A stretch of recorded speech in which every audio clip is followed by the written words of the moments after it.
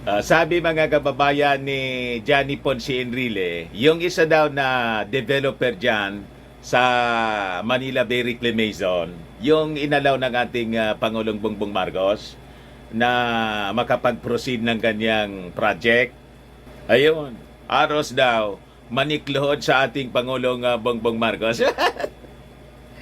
Alos daw lumuhod, mga kababayan, para paintulutan siya na mag-proceed. BBM lang talaga po yung sakalam. Sabi ninyo, weak leader yung ating Pangulo. Yung strong leader na nag-allow sa reclamation. Ayun mga kababayan, yun na nagpatigil sa pagsasalaula. Sinalaula, binaboy yung yung ating Manila Bay mga kababayan. At ngayon, yung mga bilyonaryo, aros lumuhod mga kababayan sa weak leader, sabi. Ito yung sabi ni Johnny Ponce Enrile. Oh.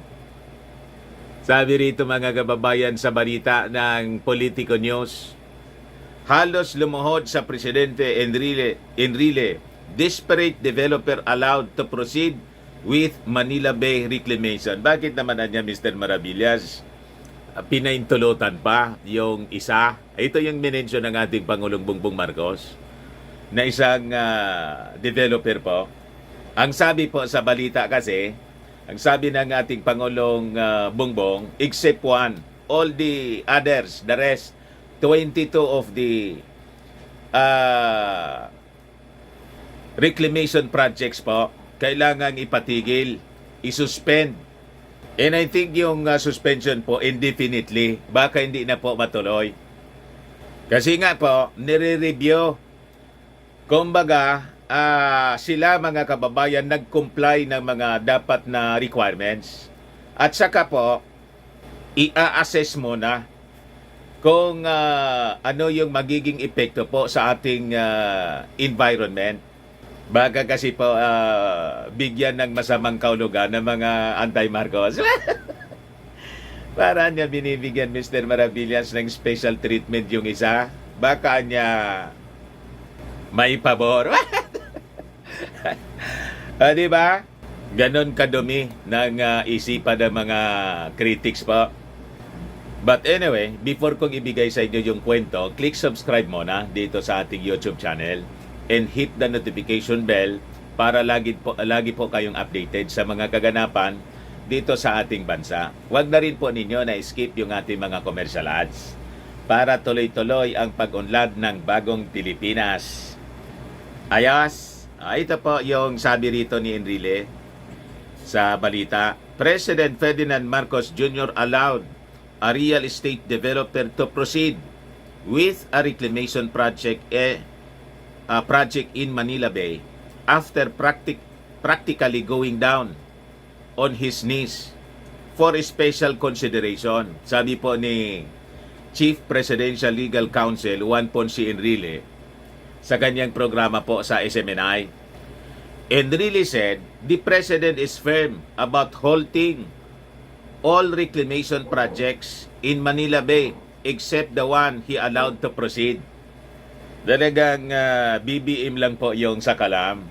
Ito yung po yung patunay. Despite the pressures galing sa mga bilyonaryo, pinatigil niya po. Kita ninyo? Pero yung strong leader po, yan ang nagpa-reclaim. Kita ninyo? Galit na naman yan, Mr. Maravilla, sa iyo mga DDS vloggers. Yan po naman yung totoo, di ba? Sino yung nag-allow ng reclamation kung hindi yung strong leader?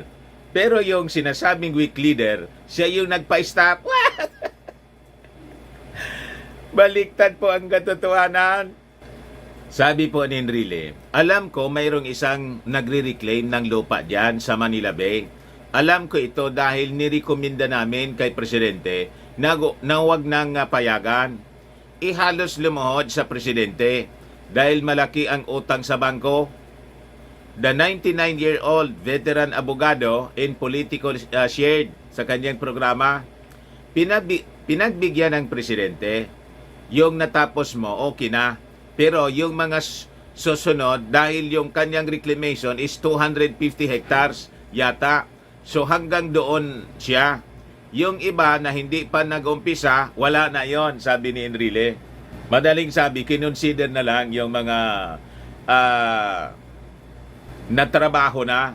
Kasi nautang na sa bangko siguro, mga kababayan.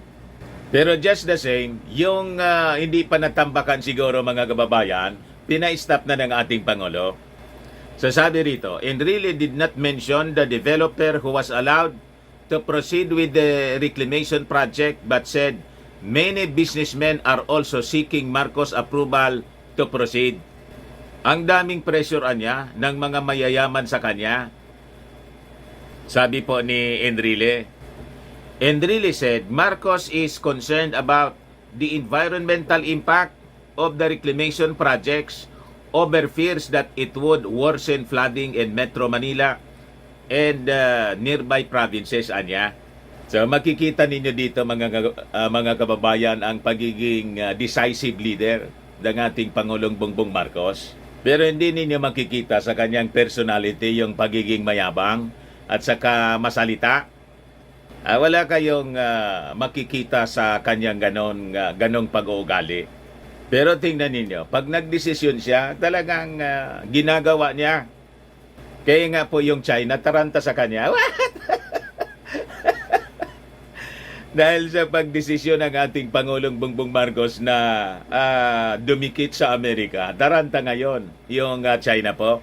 Pati yung interest nila dito sa Manila Reclamation. Di ba? Karamihan dito po, mga Chinese yung may-ari at Chinese contractors pa. Kaya si Xi Jinping po, mga kababayan, gumagamit ng mga mercenaries, mga propagandista, yung mga pwede nilang mabayaran na maging mouthpiece para i-advance, mga kababayan, yung kanilang agenda. What? Alam na ng mga mamamayang Filipino ang style ninyo. So sabi rito ni Enrile, yung pupuntahan ng madisperse na tubig sa Manila Bay, backward anya, it will backflow sa Pasig River, ang Angat River, Mikawayan River, kung ano-anong river dyan. Lahat iyan magiging flooded kapag pinayagan mong lahat yung reclamation sa Manila Bay. Paliwanag, mga kababayan, ni Johnny Ponce Enrile. So sabi rito, mga kababayan, as a background, earlier this month, Marcos ordered an indefinite suspension of the 22 reclamation projects in Manila Bay after the United States Embassy aired its concern over the impact of the project undertaken by Plastics King William Gatchalian, the father of Senator Sherwin Gatchalian, and its Chinese contractor. Kung isipin po, yung mga Gatchalian, malapit din sa ating Pangulong Bongbong Marcos. Yung isang Gatchalian nga po, DSWD Secretary, di ba? Pero siyempre, dapat mangibabaw po ang kapakanan ng karamihan, di ba, sa ating mga mamamayang Pilipino. Kaya kailangan gawin ito ng ating Pangulong Bongbong Marcos. Tama? Ayan man lang po, mga kababayan, yung short video natin. Baka lang gusto ninyo itong itry. Fairmax Firming and Lifting Cream, pinapahid po sa mga pulses and affected area. Mainam po sa paninigas na mga kaso-kasuan. Ito naman po, Automax Radiant Serum. Sa mukha naman yung application. Anti-aging po siya. You will look 10 years younger than your age. Sa mga cancer patients naman po, baka lang gusto ninyo itong itry. Nengxia Red Mix Fruit Drink. Hindi man po siya gamot, food supplement siya. Kaya lang, gawa siya, mga kababayan, sa goji berry. Yung goji berry may anti-cancer properties. Okay po? Yung mga inquiries ninyo, dumiretso na lang po kayo sa aming messenger sa Facebook para masagot namin agad. Ako po si Dante Maravillas. Bye-bye. God bless.